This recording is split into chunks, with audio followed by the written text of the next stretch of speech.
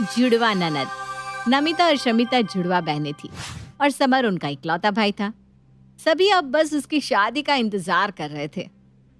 बस बेटा, तेरी भी शादी हो जाए तो मुझे भी कोई सहारा मिले। कोई हो तो बता देना। हाँ भैया, कोई हो तो बता दो, फिर बाद में मत बोलना कुछ। और दोनों हंसने लगती है। अरे कोई नहीं है, आप लोग ढूंढ लो, जिससे भी बोलोगे मैं कर लूंगा शादी। तो बस माँ, अब आप ही ढूंढ लो कोई अच्छी सी भाभी हमारे लिए। ऐसी ही हंसी मजाक चलता रहता है और फिर एक दिन सब मिलकर एक अच्छे से परिवार की लड़की देख ही लेते हैं। इधर सब समर की शादी की बात कर रहे हैं और इसी बीच नमिता का फॉरेन से जॉब का ऑफर आ जाता है, जो वो काफी समय से देख रही थी। अरे ये तो अजीब सी सिचुएशन आ गई। तुम उनको थोड़ा लेट ज्वाइन करने के लिए बोल दो ना। हाँ बोला था मैंने उन्हें, पर नहीं माने वो, मुझे जाना ही पड़ेगा। अरे तुम्हारे बिना मैं कैसे करूंगी सब अकेले। सब काफी कोशिश करते हैं कि या तो नमिता का जाना टल जाए या फिर समर की शादी, पर दोनों में से कोई बात नहीं बनती। शमिता को जाना ही पड़ता है। इधर समर की शादी कावेरी से तय हो जाती है। कावेरी जल्दी ही अपने ससुराल में रच बस जाती है। सब लोग उसके साथ एक छोटा सा मजाक करने की सोचते हैं। सब ये प्लान बनाते हैं कि कुछ दिन उसे ये नहीं बताएंगे कि शमिता की एक जुड़वा बहन भी है। कावेरी को ये तो पता था कि शमिता की बहन है, पर वो जुड़वा है ये नहीं पता था। माँ जी, नमिता दीदी से कब मुलाकात होगी? हाँ बहू, वो आएगी जल्दी ही, उसने बताया है मुझे। फिर तो बहुत मजा आएगा, हम सब साथ मिलकर रहेंगे। मैं तो दोनों से खूब सारी बातें करूंगी। हाँ कर लेना। चलो अभी खाने की तैयारी कर ले। माँ जी, मैं क्या कह रही थी कि हम वीडियो कॉल पर तो बात कर ही सकते हैं ना। ये सुनकर सब एकदम से चुप हो जाते हैं, क्योंकि वीडियो कॉल पर कावेरी को पता चल जाता कि नमिता शमिता की जुड़वा है। सब लोग बहुत बहाने बनाते हैं जिससे वो कॉल ना करे, पर वो नहीं मानती। जैसे ही वो वीडियो कॉल करती है, उधर से शमिता फोन उठाती है। अरे शमिता दीदी, आपने कैसे फोन उठाया? ये तो नमिता दीदी का नंबर है ना? नहीं भाभी, वो क्या है, वो ये फोन मेरे पास ही छोड़ गई है, उसके पास दूसरा नंबर है। कावेरी को अजीब तो लगता है, पर उसे ठीक से समझ में नहीं आ रहा था कि ये क्या हो रहा है। वो फोन रख देती है। कुछ दिन बीतते हैं और नमिता वापस इंडिया आती है। थोड़ी देर में नमिता सामने से आती दिखाई देती है। सब उसके गले लगने लगते हैं। बस शमिता थोड़ी छुपी रहती है। कावेरी को समझ में नहीं आता कि सब शमिता के गले क्यों लग रहे हैं। अरे क्या हो गया है आप सबको? शमिता दीदी तो यहीं रहती है ना, उनके गले क्यों लग रहे हैं? नमिता दीदी को तो आने दीजिए। इतने में पीछे से शमिता कहती है, हाँ भाभी, मैं तो यहीं रहती हूँ और सब मेरे नहीं, नमिता के गले लग रहे हैं। ये देखकर कावेरी बिल्कुल चौंक जाती है। इधर से नमिता आती है। एक तरफ नमिता और एक तरफ शमिता को देखकर कावेरी के होश उड़ जाते हैं। अरे तुम अभी भी नहीं समझी? ये दोनों जुड़वा हैं, बिल्कुल एक जैसी दिखती हैं। कावेरी एकदम चकरासी जाती है और उसकी ऐसी हालत देखकर सब हंसने लगते हैं। थोड़ी देर में सब घर पहुंचते हैं। भाभी, मुझे बहुत भूख लग रही है, कुछ बना दीजिए ना। हाँ हाँ, अभी बनाती हूँ। अब कुछ इंडियन खाएगी ना? बाहर रहती ये सब तो मिला नहीं होगा। अरे भाभी, मैं शमिता हूँ, नमिता तो अभी सो रही है। हे भगवान, आप दोनों ना मुझे पागल कर दोगे। अरे भाभी रुको जरा, सब्र करो, अभी तो बहुत कुछ देखना बाकी है। कावेरी, तुम इन दोनों से अब बचकर रहना। ये दोनों तो तुम्हें रुला कर ही छोड़ेंगी। हाँ हाँ, हम भी तैयार हैं, देख लेंगे। बस सारा दिन ऐसे ही हंसी मजाक चलता रहता है। थोड़ी देर में नमिता आती है। भाभी कुछ खाने को बना दो ना, भूख लग रही है। अरे अभी तो बना कर दिया था आपको, अच्छा नहीं बना था क्या? अरे भाभी, वो शमिता होगी, मैं तो अभी उठी हूँ। कावेरी सर पकड़ लेती है। अब वो थोड़ी परेशान होने लगी थी। उसे समझ में नहीं आ रहा था कि क्या करे। एक दिन सब बाहर जाने का प्लान बनाते हैं। कावेरी, सबके लिए खाना बना लेना। मेरे लिए पास्ता बना लेना, मैं दाल रोटी नहीं खाऊंगी। मैं भी पास्ता ही खाऊंगी। कावेरी उसी हिसाब से दाल रोटी बना लेती है और उन दोनों के लिए पास्ता बना देती है। सब बाजार से वापस आते हैं और शांता उसे खाना लगाने के लिए कहती है। कावेरी अपनी ननदों के लिए पास्ता लगा देती है। ये क्या भाभी, इतना थक कर आए हैं, ये क्या पास्ता बना दिया? कुछ हैवी बनाना था ना। अरे पर आप ही ने तो कहा था ना पास्ता बनाने को। मैंने नहीं तो। अच्छा, तो फिर शमिता दीदी ने कहा होगा। वो शमिता के लिए ले आती है। अरे ये क्या पास्ता बना दिया, मुझे दाल रोटी खानी है।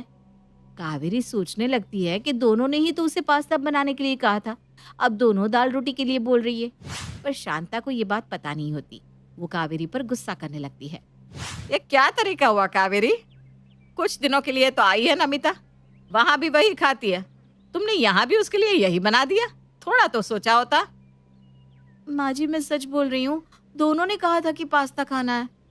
अरे शमिता ने बोला होगा और तुमने दोनों के लिए बना दिया। कावेरी को समझ में आ गया कि शरारत अपनी जगह पर ननद तो ननद ही होती है। इन दोनों ने आज डांट पड़वा ही दी। कोई बात नहीं बेटा, मैं भी घर की बहू हूँ, मेरे साथ ये गेम्स बहुत भारी पड़ेंगे। अब मैं बताऊंगी तुम दोनों को। वो रात को समर को सब बताती है, पर समर भी अपनी बहनों की ही साइड लेता है। अब कावेरी से बर्दाश्त नहीं हो रहा था कि बार बार उसे ही गलत ठहराया जा रहा था। उसने उन दोनों को सबक सिखाने की सोच ली थी। एक दिन वो सबके लिए घर पर ही पार्लर वाले का इंतजाम करती है। अरे वाह, ये बात सही किया भाभी, बड़े दिनों से अपना ख्याल ही नहीं रखा। हाँ भाभी, मजा आएगा। अच्छा भाभी, मैं इंडियन लुक से बाल कटवाऊंगी। हाँ, और मैं वेस्टर्न। कावेरी को दोनों पर इतना गुस्सा आ रहा था, उसने दोनों को सबक सिखाने का सोच लिया था। वो पार्लर वाली को उल्टा करने के लिए कह देती है। नमिता और शमिता दोनों आराम से आंखें बंद करके बैठी होती है।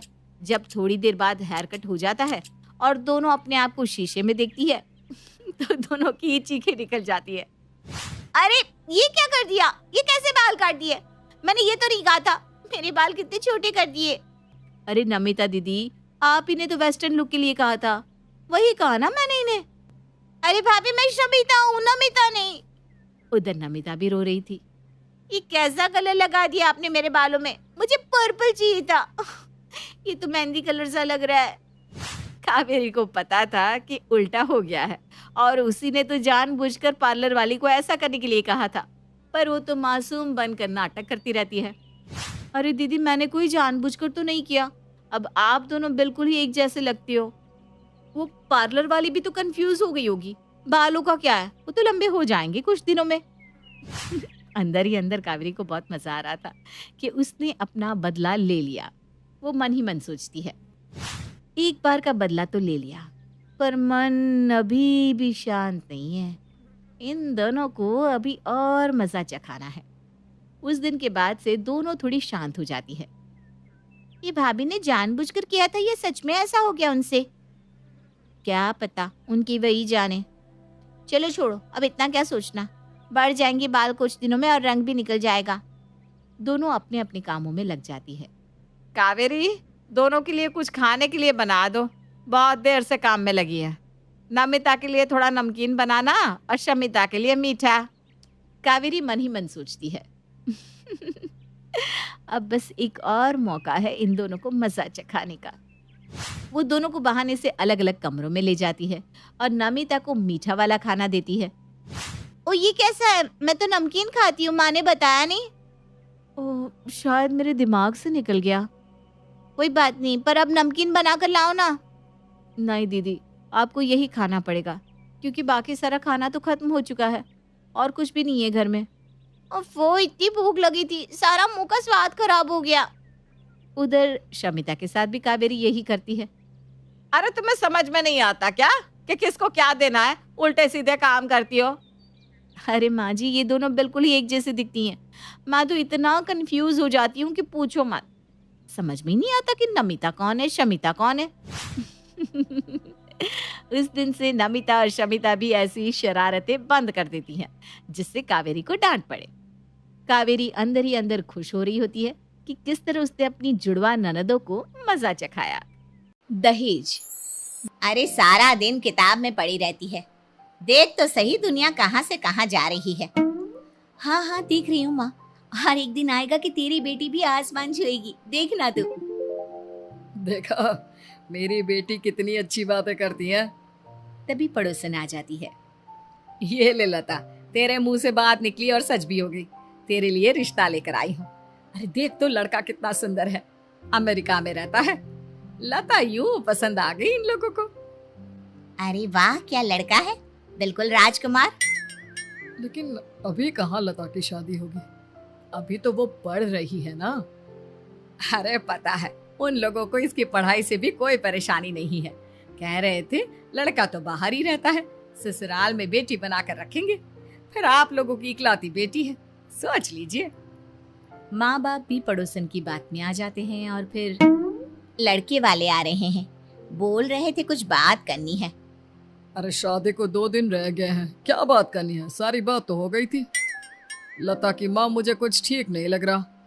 अरे आप भी ना पहले ही अशुभ सोच लेते हो, आने तो दो उन्हें। फिर क्या, लड़के के माँ बाप घर आते हैं और होता वही है जिसका डर था। वो क्या है ना, अचानक मेरी बेटी के घर वालों को बाहर जाना पड़ रहा है, विदेश।